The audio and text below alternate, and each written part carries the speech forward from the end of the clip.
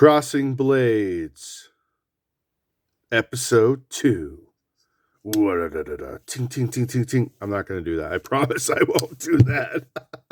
That'd be terrible. I just sit here and started sword fighting my knives. Oh, that'd be absolutely awful. So what do we got here? We got two knives, very similar in price point, very similar in what they offer, and very similar in a lot of different features. We have the Quietcarry Waypoint, and we have the Tactile Knife Co. Rockwall Thumb Stud Edition in Magnacut in the Vanex Super. Ooh, I'm so sorry, I hiccuped. In the Vanex Super Steel. So, this isn't going to be a review on each individual knife. This is going to be a head-to-head knife-off battle, crossing blade style. What knife, you have the money, you want to spend the money, what knife would you rather buy? Okay? Let's first talk about, I'm going to do a full review on each knife. I'll do a full review on each knife. Now, this one's a little different than the last Crossing Blades knife video I had because they were comparing two Tor knives, and the Tor knives really were kind of very similar, so it's kind of like a half review. Here's the Sharpie of finding out how big things are. I gotta think of a better name. If you have a better name for what to call the Sharpie of size comparison, let me know. Let's flick out the blade. And let's flick out the blade. Now, I am not going to sit here and be like, 1 point to this and 1 point to this, because that's not fair. That's opinion. That's opinion-based, okay? I'm going to talk about the facts between the two knives. I'm going to tell you why you may want one over the other, why you may not want one over the other. What are certain things that you may want to consider? I have extra large hands, so just know if these fit in my hands, they most likely will fit in your hands because I have some pretty big mittens on me, okay? I have extra large to 2XL hands sometimes, depending on the gloves. Some XLs, man, they fit so small. They fit smaller than large gloves. Anyways, okay. What do we have here? We have a light that won't stop blinding everything, but I want it to have enough light for, oh, maybe that's a little bit better. Okay, we're going to just do it like this, and we're going to, you know what? No. We're going to come back here. We're going to do it. There we go. Look at that. Real time. Real time. Real time. Okay. Tactile Knife Company. Quick little overview. Titanium. Titanium. Titanium. Magnacut. Made in Texas, United States of America. Machined in-house, machined in-house. T8s, T8s. Okay? Not much else you really need to know about it. It's got thumb studs. Okay? Titanium. LN200 liner. Super Vanex Super Steel. Wire clip. All screws, clips, studs are marina, whatever you want to call it, grade stainless steel. So they are meant to be highly rust proof. And I am trying to get this light, and it is not wanting to work with me. Why don't you want to work with me today? I just did a video. The light was no issue. And now it just doesn't want to work with me. It's because I have it like this. If I switch these, look at that. Look at that. I just had to switch it. That's all it was. Perfect. Sorry about that, guys. Okay. Facts. This knife's a little bigger than this knife. This knife is supporting give or take around, I think it's around a 3-inch blade. This is around a 3.25-inch blade. This knife is very similar in blade length and size.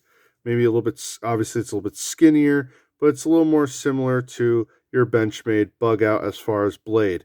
It's very similar, except for it's not as wide. The Benchmade Bug Out is definitely a little bit wider. The tactile turn is probably a little more closer in blade to your, actually it's even a little bit, actually it's just a slight bit bigger, but your Para 3. This is your Para 3 lightweight. Okay, Para 3 lightweight. And the tactile is smaller in the handle, but it's similar in the blade. But we're not comparing the Para 3s. I'm just trying to give you some size comparisons of other knives that they are similar to. Now, this has Vanex Super Steel. Do you see Vanex on a lot of production-made knives? No, you don't. You see them on high-end knives like Sheer Goroff and stuff like that. This is Magnacut. Still a newer steel, but it is becoming more popular. A lot of people like it. They say it's like a best of all worlds. Probably one of the best EDC pocket or steels around. That's debatable. The Quietcarry comes with a hollow grind blade, which is very nice and slicey and very thin behind the edge. Tactile, also a thin blade, but not hollow grind. It is almost basically like a saber where it's flat and then it's got a straight here. The blade dimensions, obviously, the tactile is a lot slimmer in the spine than the Waypoint is a lot slimmer. The Quietcarry Waypoint is a lot slimmer in the spine than versus the Rockwall. Okay. The clips. This is a reversible clip. It's a wire clip that is reversible as well. I have no issue with wire clips. I think they're great. How does it sit in the pocket? It's deep carry. Let's see how it sits in the pocket. If you get it nice and tight up there, as you can see, that's what it would look like in your pocket. Barely anything showing up top. Okay, nice and concealed. This, I am not 100% sure if it is reversible. It does come out of the top, but as you can see, this spacer, which this clip is built into, is not reversible. So the spacer is not reversible. I don't know. I don't believe the clip is reversible. Now, something cool about this is that the clip, though, does come right out the top. It's not like the SOG, which I'll show you in a second, but when you put this in your pocket, it is a little bit tighter to get in the pocket at first. But as you can see, it is really concealed. You can't even see anything sticking up over the top, which I don't know how concealed you really want to be. And the reason why I mentioned the SOG or the SOG, whatever you want to call it, is see how this comes out and then over versus the tactile where it doesn't. But we're not comparing the SOG and the tactile. We're comparing the Vanex or the Waypoint and the tactile. Both are thumb studs. I prefer thumb studs. That's just me. This tactile also comes in a flipper option. Knowing what I know now, I might actually have gone with the flipper option. And I'll explain why in a minute. The Quietcarry does not come in a flipper option. Okay? But you can get it in different combinations. This obviously is a black matte type finish with a more of a, I don't want to call it stone wash, but it's not quite polished blade, okay? But it's a nice blade. But you can get it in a stone wash blade, a bead blasted kind of thing, and all different kind of combinations. You can check their website for other combinations. Now, the reason why I said if I know what I knew now, I might go with the flipper, even though I'm not the biggest flipper fan, is because look how close those thumb studs go into, let's see, look how close they are into the area. You have one option, and it's to flick it open. To slow roll it, you can do it, but you have to really push in a weird way to break the detent and then move it up. It's possible. Reverse flick, I was able to get it. There. But every time I reverse flick, you know what happens? I cut my finger on it because it just comes up and it hits the blade. Because I don't know if I do reverse flicks correct. But who knows? Reverse flicks are possible, but not amazing. On the other side, as you could tell, it's cut out very similar and very similar. When you open it up, not a lot of access to the liner in there. Okay? Now, I will say,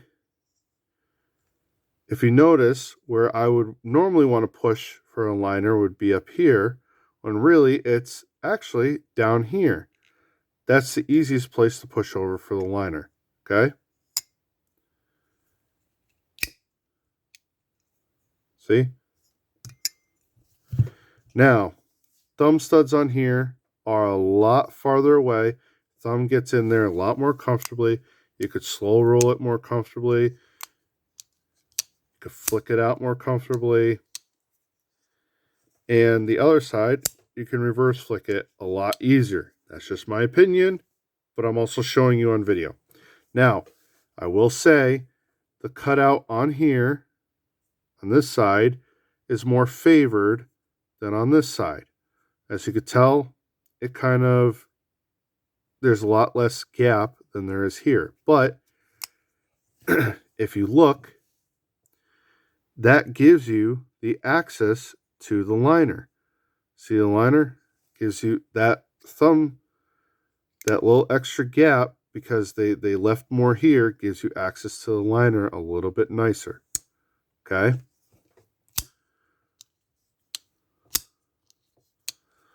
Now, as far as performance of the knives, I found the Vanex to outperform the Magnacut in my personal opinion. The Magnacut, though, out of the box, like from the factory, felt better. It seemed to last, it cut through cardboard like nothing, cut through paper. Now, this came with a 25-degree edge, which, if you know anything about sharpening or a lot about knives, a 25-degree edge is more robust and is good for more, I don't want to call it bushcrafty stuff, but it's a little more of a robust, not quite as slicey, but the edge will hold up a little bit longer. Now, I did have to sharpen this blade because the factory edge wasn't the sharpest, but I will say out of the box, it did actually perform very well. The Vanex, on the other hand, out of the box, performed terrible, but that's from the factory. I did sharpen it. That was one of the first things I did, and as soon as I sharpened it, it was a slicey dream, and it cut through paper and cardboard. Now, I will say this has a 20-degree edge on it, so you are 5 degrees of a difference. This edge is supposed to be a little bit slicier, okay? So that will make a difference, okay? I know I'm saying okay a lot. You can take a drink every time I say okay, okay? So, did I have to resharpen this knife recently? Yes, I've had to sharpen this knife more than once. Why? Because I've actually carried this knife more, because it seems to cut and slice better and do the jobs that I needed to do a little bit better. This knife being, one, a little bit smaller, two, the thumb studs kind of bother me after a while. Like, I could feel it in my thumb. And the way that this knife holds in the hand, it kind of kicks you back. Like if you're going to hold it up here, you're going to get stabbed right there. So holding it up here, maybe holding it in a pinch grip is something, but it automatically wants to kick your finger down right here. Now, when you do that, as you could see, I'm getting my pinky on there, but I'm not quite getting a full pinky on there. Okay, nothing sticking out at the bottom, basically. So it's kind of even though it's a fairly neutral design, it is forcing my hand to sit a certain way. It wants it to sit that way. That's what it wants it to do. The Vanex or the Quietcarry, even though it has a similar thing where it wants my hand to sit there, but it offers obviously more real estate down here. As you could tell, when I kick my pinky, see how there's some still sticking out, and this actually cradles my pinky nicely. This, even though it is a fairly neutral design, it locks my hand in a way where it wants to cut, and it actually works very well. You got some jimping up top, which is nice right where the thumb is. And this is all about your hand. If your hand's bigger versus smaller versus anything. For me, this just locks my hand in a little bit nicer, and it created a better for me to actually want to bring this to work. More than this one, I should say. Now, where is the Quietcarry made? It's kind of made all over the place. And what I mean by that is that I believe the steel comes from Scandinavian country. I believe the steel comes from Sweden because it's a Vanex. I believe it comes from Sweden because it's Bowler. Is it by Bowler? I can't 100% remember. Titanium obviously comes from different places, so I don't know where they get the titanium from. They do manufacture these knives in Taiwan, but then the heat treat for the blade is done in the United States. It is the final assembly and put together and made sure everything's up to top-notch quality is also done in the United States. So there's a lot of things that are done in the United States with this knife, and there's full United States with this knife. Does that make or break your decision? Let me throw this in there for you. This knife, being made in the United States, when the knife came in, the blade was not centered at all. And this was my first day owning the knife. Blade was not centered at all. I went to go loosen this. Just loosen it, because it also felt really grimy. Like, it actually feels pretty good now, but it felt really grimy, okay? This pivot broke right away. Loosening it. I understand lefty, loosey, right, titanium. I work in a machine shop. I know this stuff. The bolt broke while loosening it. Tactile was amazing. They sent me a new pivot, everything. It wouldn't fit here. Completely got stuck on the blade. The blade actually got stuck on the pivot. Couldn't move it up or down. Couldn't take it apart. Couldn't nothing. Had to then send it to Tactile, where they fully redid the knife for me. And they made sure everything was good and kosher. So, yes, this is fully made in America. This is fully made in America. I get that, and people love to know things are made in America. But I've had more QC issues with this knife than I have had with this knife. And this is technically partly made overseas, mostly made overseas.